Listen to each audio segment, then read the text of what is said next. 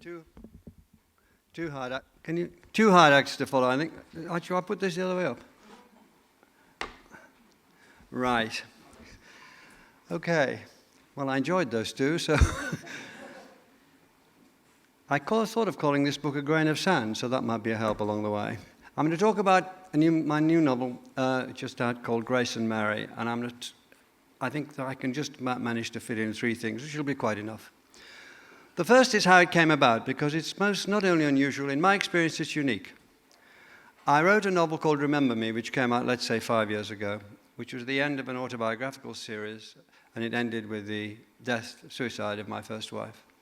And I decided to go on with the novel, even though I realized that I would have to write about that, and I talked to our daughter about it, and we discussed it a lot. The book came out.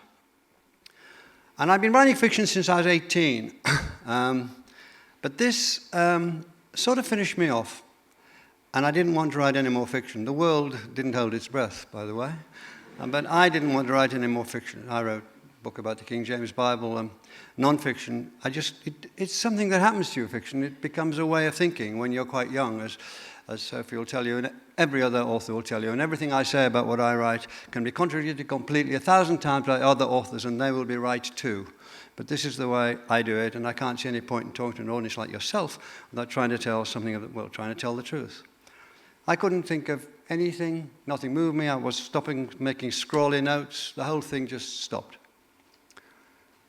And then, two things happened more or less at the same time.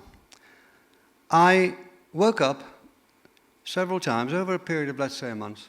And there's that period when you're not asleep, you're not awake. It's a half period. It's great, actually. It's just like seeing dawn, isn't it? You're tremulous there. It just lasts a few moments. And I began to see a woman. It had never happened to me before. A middle-aged woman, rather dumpy, with her hair parted down the middle, wandering along a lane which is near a cottage that Kate and I have had up in the lakes. We're going to live there for about nearly 50 years now, 45, 50 years.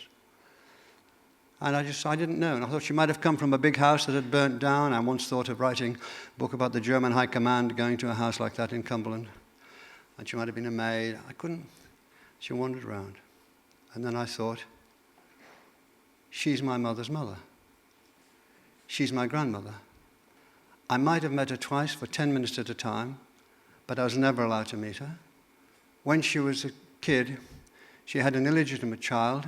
She had to leave the town, this little town in the northwest of England, in 1917, and my mother was illegitimate and had to be fostered. And I hadn't thought about her for years until then. I wanted to write about her. And I wanted to imagine her. I didn't want to do Whose Life Is It Anyway? I just couldn't be bothered with that. For Rory, no, it's a very good program, but I didn't want to do it. I wanted to imagine her.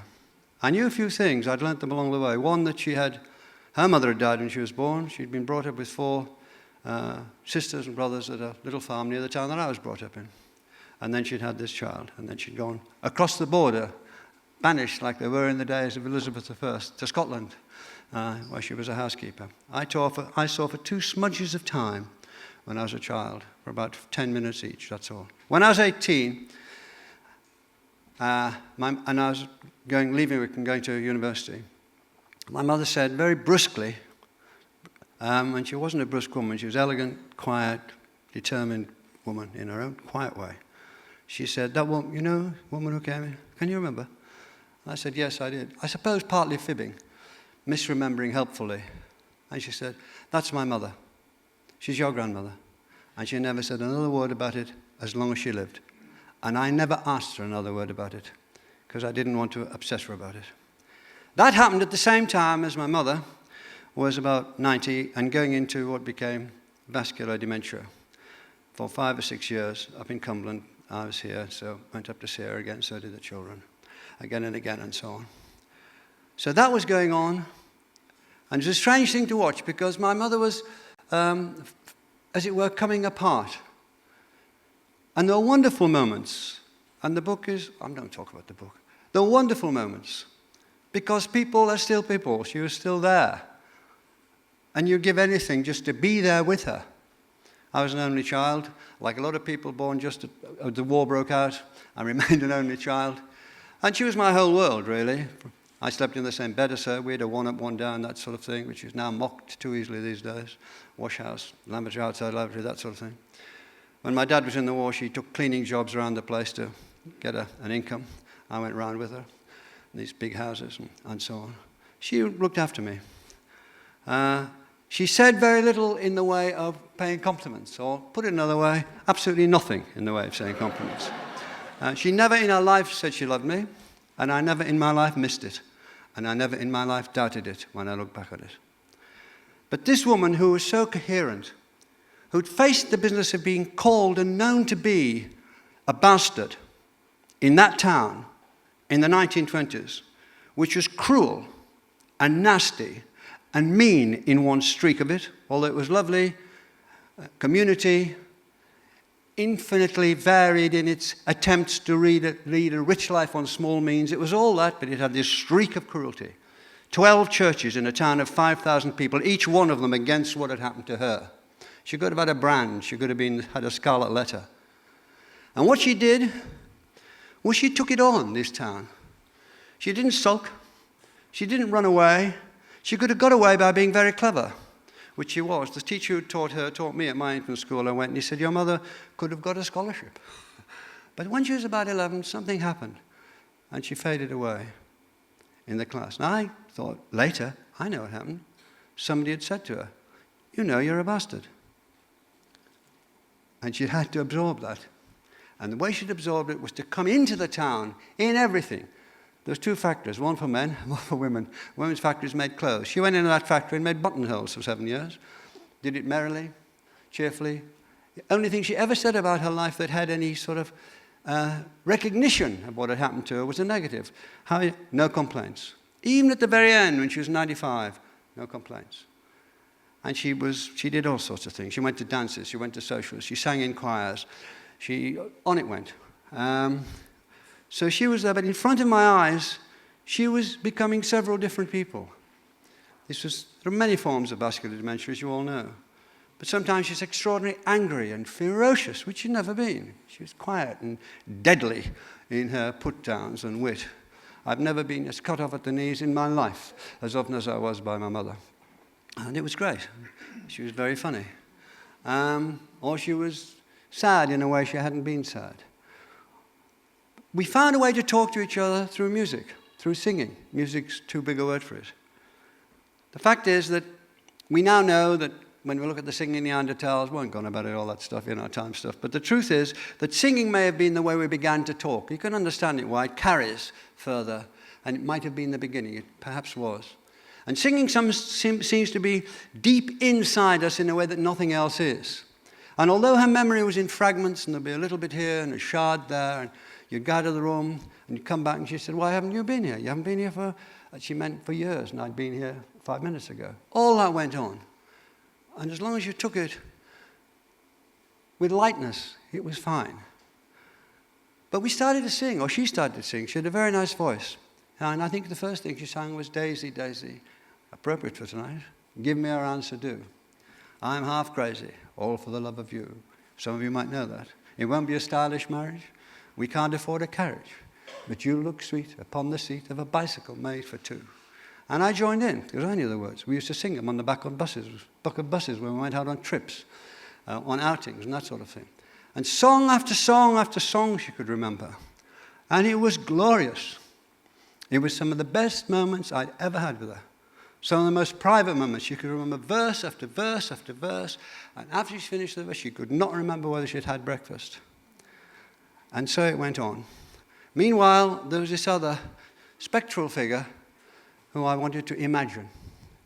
So I wanted to bring these two women together through a person like me, who was trying to bring them together. If that makes any sense, I hope it does. And the way I did that was through what I've been doing recently is called autobiographical fiction and the balancing of memory and imagination. So I'll talk about each briefly. Autobiographical fiction has a bad name because people think it's too near memoir and it's easy to do and you're just saying what you did. It's nothing of the sort. Memoir is totally different, as is autobiography. It should be based on verifiable facts and so on. Autobiographical fiction is like Darwin at the Galapagos. When Darwin saw those rocks in the north of Wales, when Lyell took him to see the rocks, he saw that the whole idea of the development of the world was mistaken. These strata of rocks proved that it had taken a long time. It had changed. It had taken many, many years, perhaps millions of years, not a few thousand. And look at the changes, and look at the evolution. But he wasn't convinced. He's perhaps one of the most cautious scientists who's ever lived, Darwin. And when he went on that trip, accidentally went on the trip around the Galapagos, he was convinced. Briefly, he was a collector, as you know, collected masses of stuff. At Cambridge, he was the greatest beetle collector of his day. But around the Galapagos, he collected, and one of the things he collected on the first island was a finch. A bit on, say, 1,000 miles, whatever it was, there was another finch, a bit different, but still a finch. Third, still a finch, but quite a bit different. He went on until, let us say, the 7th island, and there was a finch. But he was so different from the first finch that they couldn't even mate. And that's autobiographical fiction. I start with my mother, in this case, it's a short novel. Start with my mother, but by the time the selecting, the misremembering, they're trying to make a shape of it. They're trying to interweave it with her mother. They're trying to bring about a coherence out of 2 lives over a century. By the time that's happened, she's changed utterly, although she's the same. That, I think, is what gives autobiographical fiction at its best, and you can only choose great examples when you're talking about best, because those you know most about. And we're talking about, Proust, Tolstoy, on it goes. D.H. Lawrence, Roth recently, and so on. That's what it does, and I think it gives fiction many, many strata. It gives it a basis. It gives it a build like a ship. So that's what I wanted to do there with her in the hospital, and imagining this other woman. What life she made of herself, what happened to her after the child, what happened to her when she lost this child, when it was fostered from a town she'd been brought up in. What the hell were they doing then, those people, our people, my ancestors, yours? What did they think they were doing? They thought they were behaving well. That's the terrible thing. They thought they were doing good. That's the awful thing. That's what they thought. So there was that. And then finally, I want to say this. In doing this, as in doing other novels, and again, everybody has a different story, it seemed to me writing this that I'd got in my head some sort of compass. The North was autobiography, the South was autobiographical fiction, as I've attempted in a rather rush manner to explain. But the West was imagination and the East was memory. These came into play. And by imagination, I mean not only imagining the woman I had never met and would never know, except through imagination, but also imagining my mother, because where was she? Where was she among these several people? How great was her pain? Did she have any pain? What were these recognitions and non-recognitions of myself and others? So you imagine that. You imagine it all. And then I realized that imagination coupled with memory is the key to all, however ordinary, whatever sort of writer you are, whatever sort of artist you are, it's where it happens. Imagination, Einstein was asked what was the greatest thing that happened to him, greatest influence on his life. He didn't say his teachers, although he liked them, or Newton, whom he saw, the greatest mind that ever been. He said imagination. Above all, imagination. And Newton, imagine. He's credited 3 times. He says he saw that apple fall when he was a young man, 24, just come back from Cambridge, 24, 25, to escape the plague in the garden of a house he hated. Out of seeing that drop and working on it from the point of view of mathematics, he discovered a system that governed the entire universe. Imagination.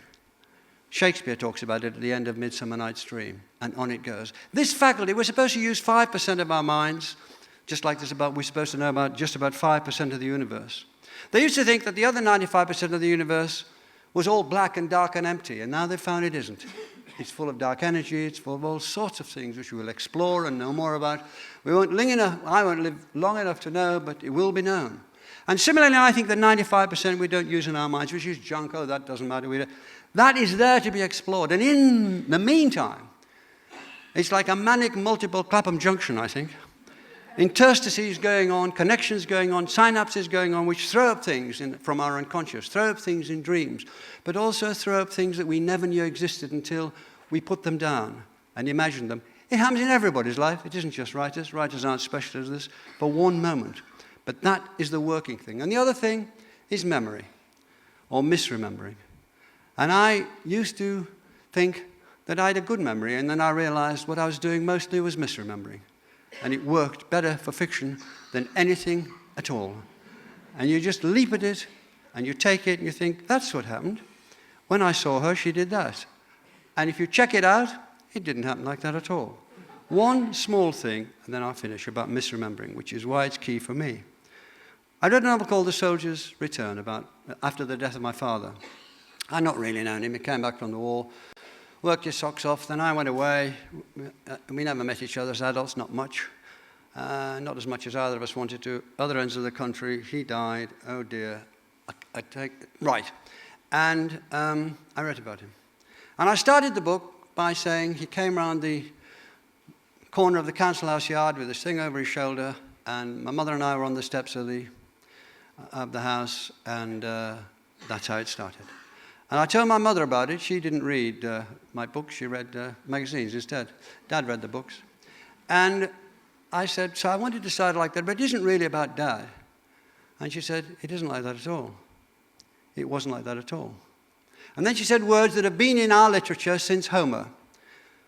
Word came that the men were coming home. And so the next one isn't in Homer. She said, so we got up a bus, which meant that the women whose brothers, husbands were coming home, and sons, they went down to Carlisle, met people, came back, double spam for tea. Now that must have been, that's how it started. That must have been the biggest day of my 7.5-year-old life. Enormous. My father, Carlisle, steam engines. It must have been, and I can't remember a single thing about it. And I've tried, I remember earlier things, I remember all sorts, but I can't remember a single thing about it. So I'd made it up in this way. A very simple image, probably pinched from a photograph, or pinched from a film I'd seen. Very simple, ordinary, banal image. But it set me off in a completely different track than if I'd stirred to remember. If I got to my mother or somebody to tell me, how did my dad come back? I'd have started writing about Carlisle Station in 1946 to 1947. I'd go all messed up with crowds and details, and it would have been, well, it would not have been what I wanted it to be, which was a man coming back alone to his wife and son. And so that misremembering helped, but it also had bonuses. It helped because it got me away to a clean start. But the bonus was that inside the book, there was something going on, which was trains. It's full of trains. He brings the boy a present. It's a train. There's one dramatic incident in the book. It happens on the railway station. At the very end, on the last page, he's leaving on a train, or is he leaving on a train? And on it goes. So misremembering, imagination, autobiography, fiction. I'm sorry I've gone over my grain of sand. Thank you very much.